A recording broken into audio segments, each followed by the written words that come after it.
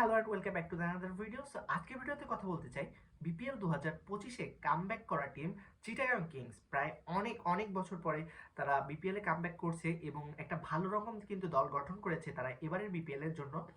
So BPL এ তাদের প্রথম ফেজে মানে প্রথমে যতদিন আইএল টি-20 এবং এসএ টি-20-র আগ পর্যন্ত প্লেয়াররা থাকবে এবং পাকিস্তানি প্লেয়াররা থাকবে, তার আগ পর্যন্ত তাদের স্কোয়াডটা কেমন হতে পারে, কেমন দল গঠন করতে পারে ফার্স্ট ফেজে। হয়তোবা সাকিব আল হাসান এবারের বিপিএল এর সম্পূর্ণটাই আনঅ্যাভেলেবেল থাকছে, সেক্ষেত্রে তাকে কিন্তু স্কোয়াডে ইনক্লুড করা যাচ্ছে না।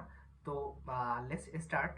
প্রথমেই কিন্তু আমরা ওপেনিং এ দেখতে পারি যে পারভেজ হোসেন ইমন আছে। সে কিন্তু জাতীয় দলের রিসেন্ট পারফরমেন্স ভালো করেছে এবং তার কিন্তু ভালো ক্যাপাবিলিটি আছে এমন ঘরোয়া লিগগুলোতে খেলার। সেক্ষেত্রে পারভেজ হোসেন ইমন একটা ভালো চয়েস। তাছাড়া তার সাথে ওপেনিং করতে পারে গ্রাহাম ক্লার্ক অথবা ওসমান খান।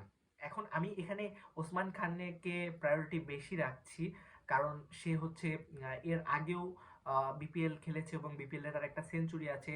রিসেন্ট টাইমে জাতীয় দলে খেলেছে, তারপর পিএসএল এও তার ভালো একটা অভিজ্ঞতা আছে, দুটো তিনটা সেঞ্চুরি আছে। সেক্ষেত্রে ওসমান খান হয়তো বা পারভেজ হোসেন ইমনের সাথে ওপেনিং এ দেখা যেতে পারে। 3 নম্বর পজিশনে আমরা গ্রাহাম ক্লার্ককে চিন্তা করতে পারি। আর যদি গ্রাহাম ক্লার্ককে না আহ, রাখে, সেক্ষেত্রে আমি মনে করি যে এই পজিশনে খেলবে মোহাম্মদ মিথুন। 4 নম্বর পজিশনে আহ মঈন আলী। এরপরের পজিশনে আমি মনে করি যে হায়দার আলী অথবা অ্যাঞ্জেলো ম্যাথিউসকে চিন্তা করবে কিংস। তবে গ্রাহাম ক্লার্ককে যদি টপ অর্ডারে অন ডাউনে খেলানো হয়, সেক্ষেত্রে হায়দার আলী এবং অ্যাঞ্জেলো ম্যাথিউসের সুযোগ থাকছে না এখানে। পরের 2 পজিশনে শামীম হোসেন পাটোয়ারি এবং নাইম ইসলাম, অর্থাৎ ছক্কা নাইম নামে যে পরিচিত, তারাদের দুজনে কিন্তু ফিনিশিং অ্যাবিলিটি ভালোই। শামীম হোসেন পাটোয়ারি কিন্তু রিসেন্ট টাইমে ভালোই করতেছে। তাছাড়া নাইম ইসলামেরকে আমরা কিন্তু দেখেছি যে ঘরোয়া লিগগুলোতে ভালো, এখনো এই বয়সে এসেও ভালো রকম সার্ভিস দিতে পারতেছে ব্যাটিংয়ে। তার পরবর্তীতে বোলার ফেজ যদি শুরু করি, পরবর্তীতে বোলারদেরই টানার কথা। সেক্ষেত্রে বোলিংয়ে আমরা দেখতে পারি যে মোহাম্মদ ওয়াসিম জুনিয়র, বিদেশিদের ভিতরে মোহাম্মদ ওয়াসিম জুনিয়র এবং বিনুরা ফার্নান্দো, এই দুইজন থেকে একজন কিন্তু ব্যবহৃত হবে। সেক্ষেত্রে আমি প্রথম দিকে এগিয়ে রাখবো মোহাম্মদ ওয়াসিম জুনিয়রকে, তারপরে শরীফুল ইসলাম, দেন একজন স্পিনার। এখন স্পিনার হিসেবে আমরা যদি রিসেন্ট টাইমে পারফরমার দেখি, তবে আলিস ইসলাম আছে এবং পারভেজ হোসেন জীবন, দুইজনই কিন্তু পারফর্মার আছে। তবে এক্সপিরিয়েন্স বেসিসে আমি মনে করি যে আলিস ইসলামের সুযোগটা বেশি।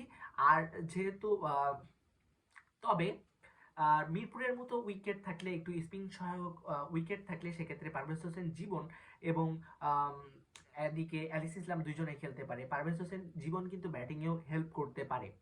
এর পরবর্তী বোলিংয়ে খালেদ আহমেদ এবং মারুফ মৃধা, যে কোনো দুইজনের একজন কিন্তু সুযোগ পাবে। এটা কিন্তু ফার্স্ট ফেজে, আমি মনে করি যে ফার্স্ট ফেজের বেস্ট লাইন আপ এটা।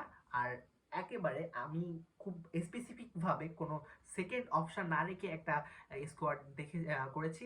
এটা কেমন লাগে আপনারা কমেন্টে জানাতে পারেন এবং আপনাদের বেস্ট স্কোয়াডটা অবশ্যই কমেন্টে দিতে ভুলবেন না।